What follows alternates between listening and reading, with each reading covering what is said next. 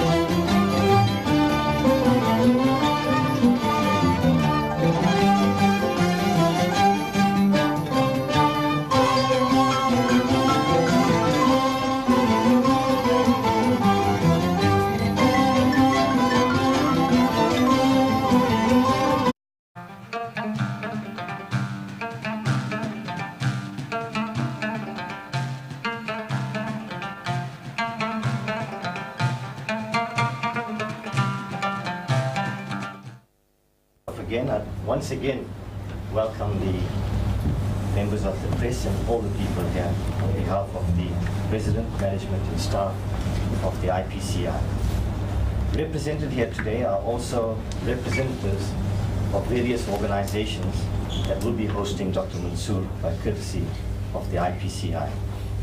So I'd like to extend a welcome to the Association of Muslim Accountants and Lawyers, the Orient Islamic School, the University of Durban-Westville, represented here by the Department of Islamic Studies, the Islamic Medical Association, the Islamic Education Organization of Southern Africa, the Haji I.M.A.W.C Trust, the Muslim Students Association, the Women's Cultural Group, the Jummah Masjid Trust, the I.M.A.W.C Business Group, and members of the Muslim Charitable Foundation.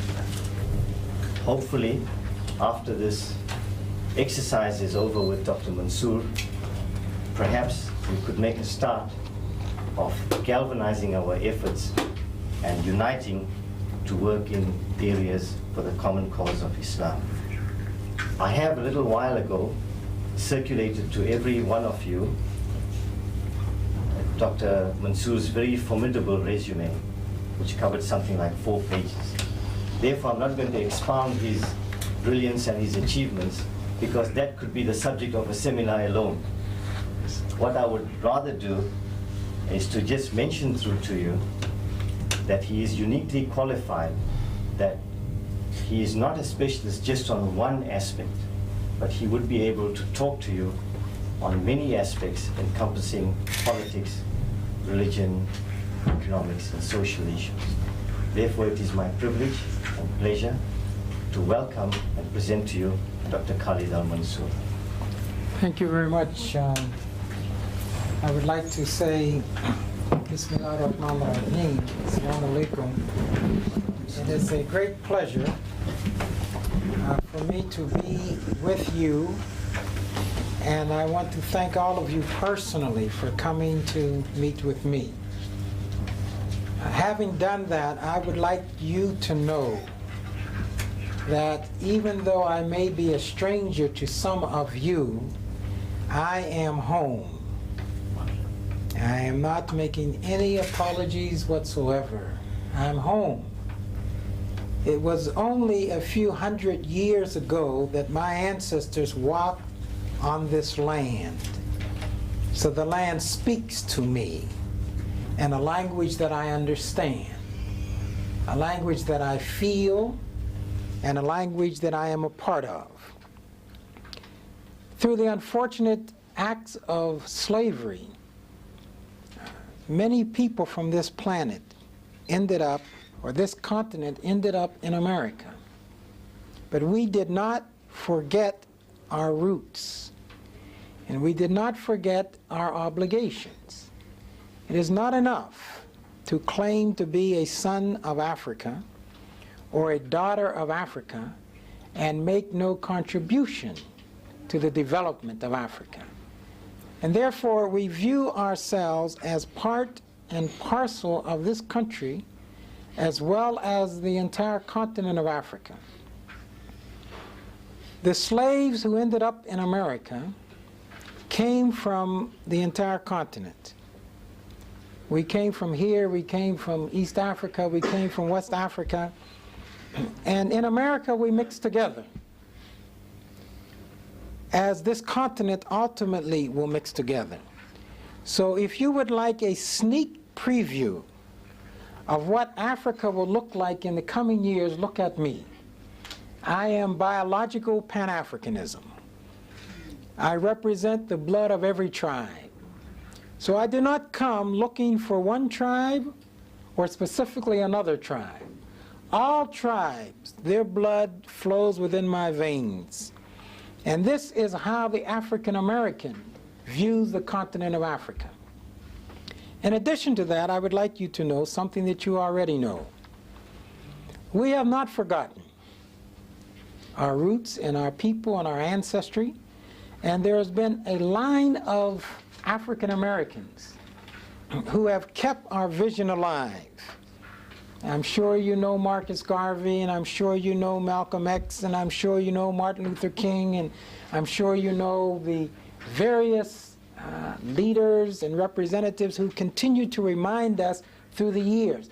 There are hundreds that you do not know, from 1919 until the present, who kept the bonds alive.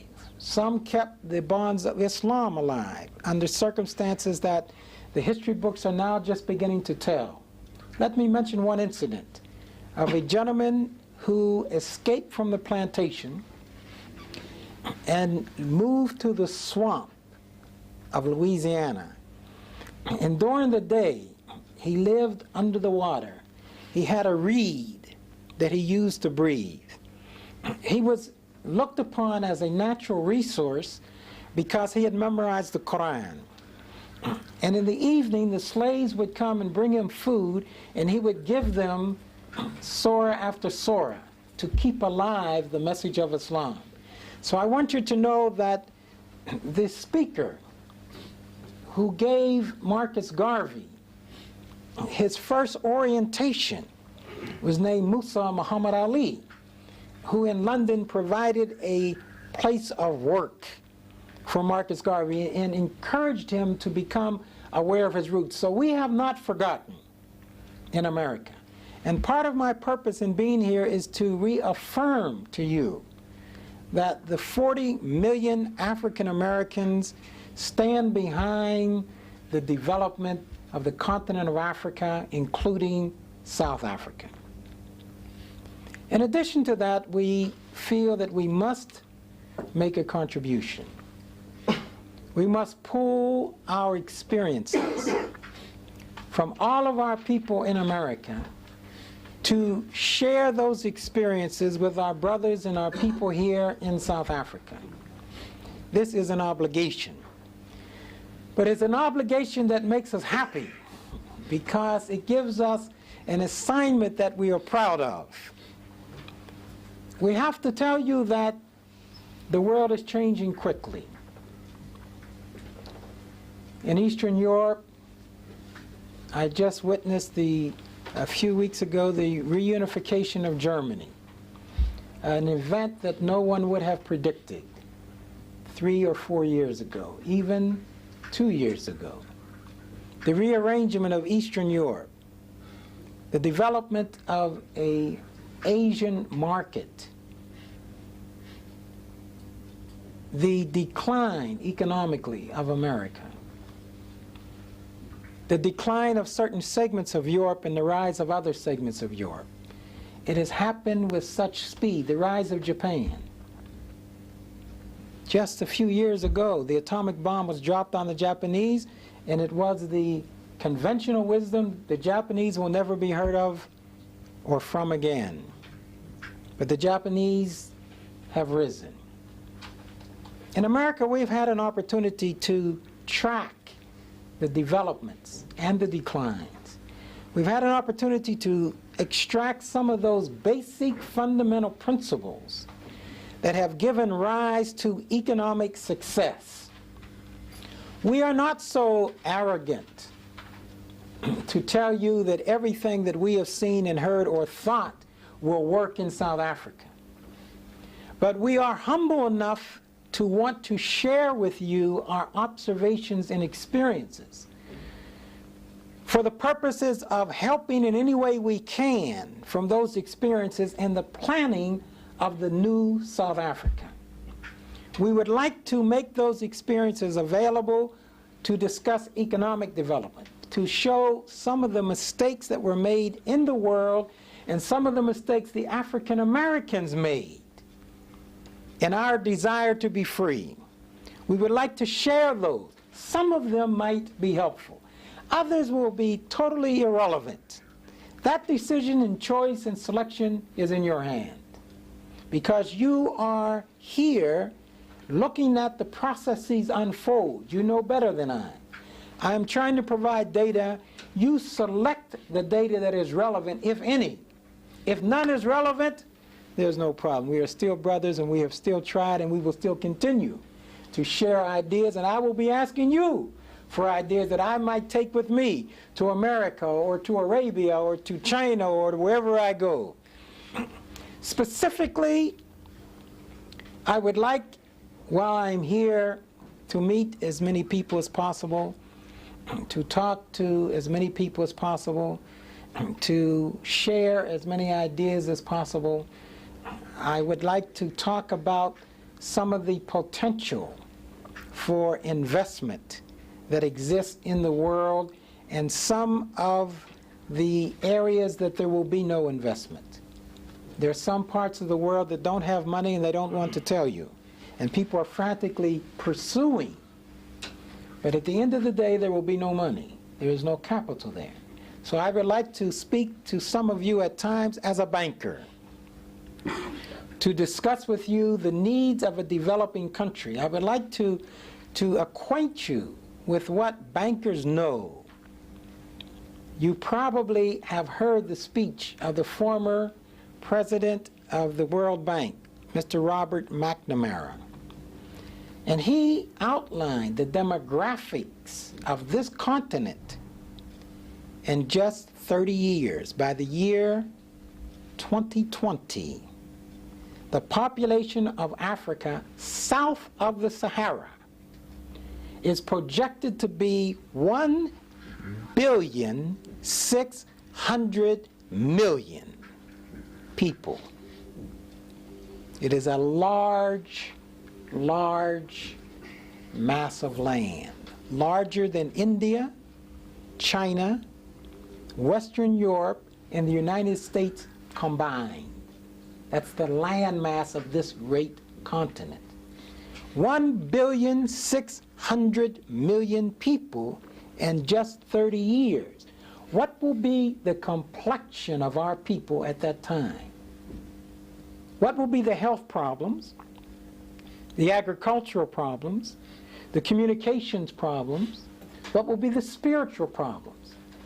What will be the economic problems? What will be the challenges? What role can be played? It is my view that South Africa may well be the catalyst for a sustained development in the entire continent. It is my hope that this will happen. But it will happen only if South Africa has something to offer. Something practical, something concrete, something that is intelligent, something that is relevant to economic development. It will mean capital, expertise, a revision of the curriculum, preparing for the 21st century. That is the challenge. Where will the capital come from? The sources of capital practically for the next 30 years will be Japan, and the Middle East. There will be dribs and drabbles from Europe, but most of the money from Europe will be geared toward the gigantic development of a European community from the Urals to the Atlantic. Germany has allocated some $100 billion that they feel will be necessary just to develop Eastern Germany. So for the great needs of Africa, you will be ignored. Because after Eastern Germany, there's Eastern Europe, and there's Russia. But Europe sees now finally an opportunity to develop a large economic, virtually, relatively independent marketing pool that with the proper investment now, it will ensure the future of their children for the next 200 or 300 years. That is what they want. And we become a nuisance and a distraction. The days of begging are finished. The consciousness of the world has become dulled to begging. We must attract capital on the basis of performance. As a banker, they want to know, in the words of one famous African-American popular singer, Sister Jackson, what have you done for me lately? They want to know what is the stability of South Africa now. What is the likelihood of an environment for safe investment now? That's those who have surplus capital. That will be, as I said, Japan, who will be looking to use their money in Asia. Why should they come all the way to Africa when Asia has everything? And Asia will have a base population, not like Europe of 600 million, but closer to 3 billion. So for the Japanese, this represents an enticing market. America, I have to tell you, is declining economically. Anytime you send a group of soldiers, and then before and after the sending of the soldiers, you have to send the Secretary of State and the Secretary of Treasury with a cup begging to support those soldiers, there's no money. That's the last thing you would do, to compromise the status of a superpower by becoming a beggar. And while many countries in Africa will still look economically to the United States, there will be only crumbs. Israel gets $3 billion a year from America, and all of the countries south of the Sahara get less than 500 million. And both Israel and the African countries will get less and less. As the budgetary crisis expands, the banking crisis expands, and the operating deficits become a greater elusive problem. The Middle East, for the next 20 or 30 years, stands in a unique position because those countries that will have the greatest wealth will have relatively small populations. So they will have enormous surpluses, like 500 billion and 1 trillion in surplus capital that cannot be absorbed in the countries because the schools have been built, the infrastructure has been built. But why should they take that money and invest it in South Africa? Or why should they invest it in Africa? Why not be safe and take it to Japan, or take it to Germany, or take it to the United States? Why not be safe, as bankers suggest? We are saying that there is a very good opportunity for Africa and South Africa to attract those revenues into this continent. It will not be done by begging. It will be done by performance. It will be done by instilling confidence. It will be done by giving the investor the feeling that the investment and the environment is safe, progressive, it will develop. Now, my time in South Africa will be devoted to trying to explore some of these issues. At times we will be discussing nationalization versus privatization. At times we were discussing the role of religion. At times the role of the political process. At times the needs for reformation. But always with the idea of trying to make a contribution to the bankers of the country, to the politicians of the country, to the educators of the country, how we can capture and bring together a platform for development that will make South Africa the leader of a continent that we believe with 1,600,000,000 people can be viable, constructive, prosperous, and will make our future generations proud that we were prepared to make the sacrifices to guarantee their longevity in their life. That is why I'm here. I thank all of you for coming here. I would like the people of this area to know that we are looking forward to seeing them. The Wednesday meeting is the public meeting. We anticipate this will be the largest cross-section. We want the word to be known that I want to see everyone. I want to see what you look like. I haven't seen you for 200 or 300 years. I want to see the Christians, I want to see the Muslims, I want to see everyone.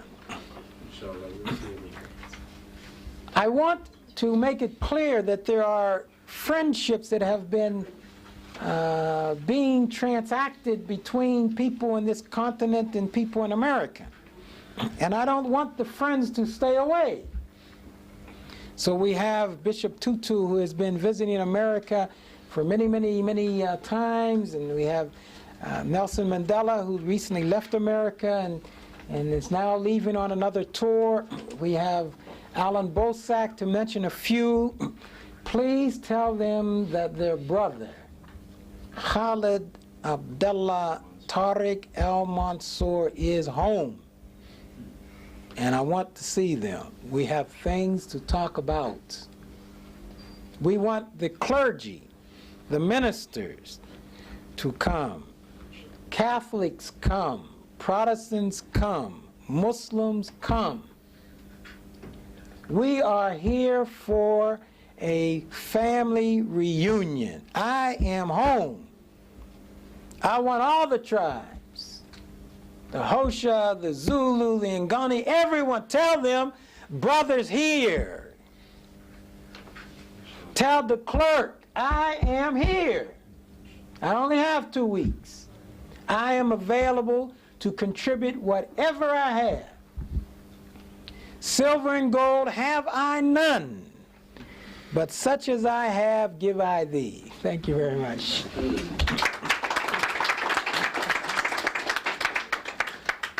I think we must thank the brother for that outstanding talk, which incidentally wasn't planned. I told him about this meeting a short while ago. I'd now like to throw it open to questions and answers. If you have any questions, please. More especially the press.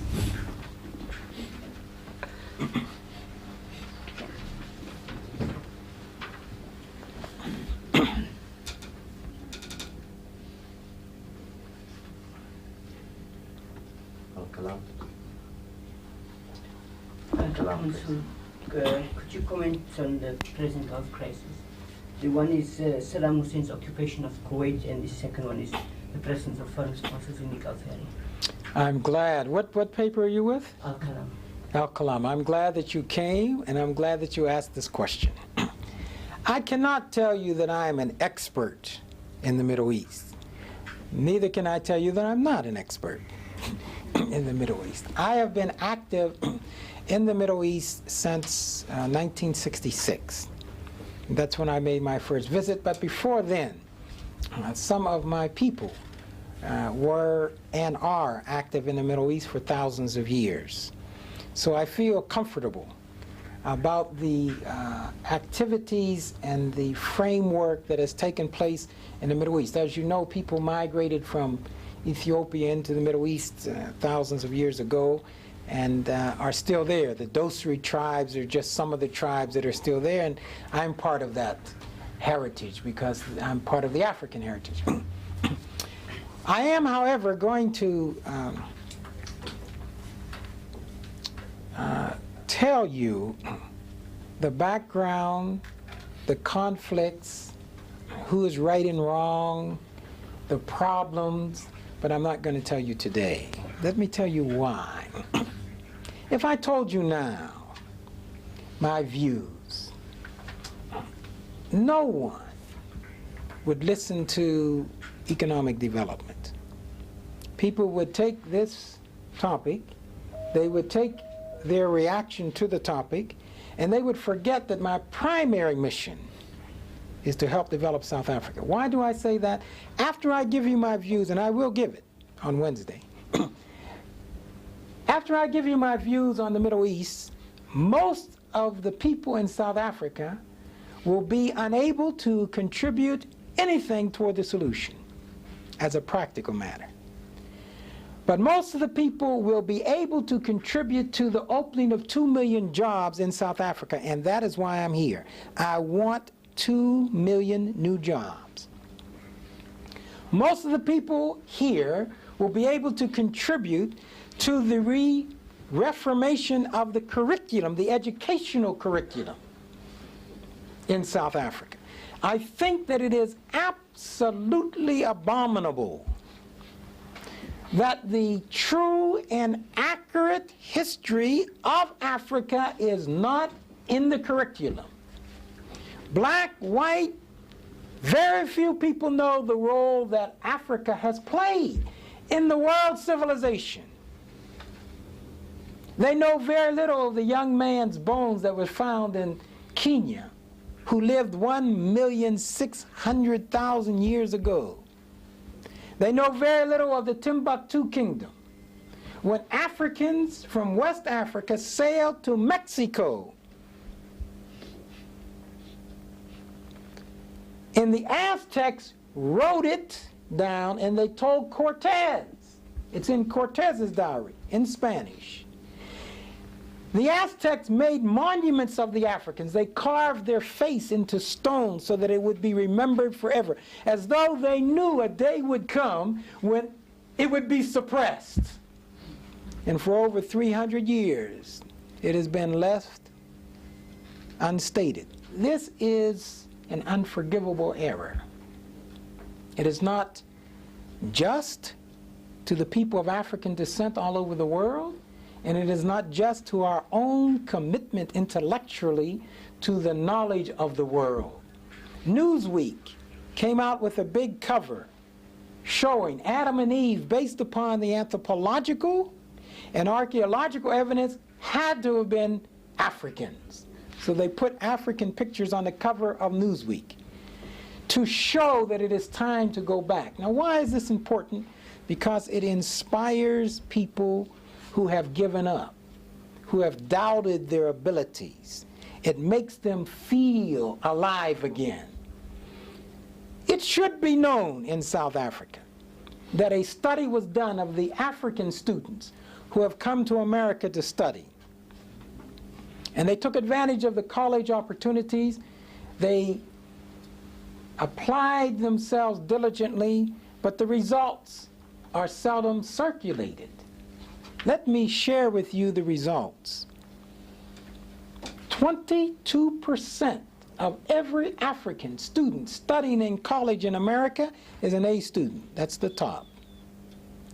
36% are B students. That's 58% or A or B. That's an honor class, 58%. 33% are C students and only 9% D or F. There is no group in America, Japanese, Chinese, who matches the achievement of the African. But it is not known. Still, the African is told, you don't have the ability, you cannot compete, you cannot excel, and I am simply saying to all of us, we have an obligation, especially the press, to bring about a reformation in the information sector, so that we, the world, know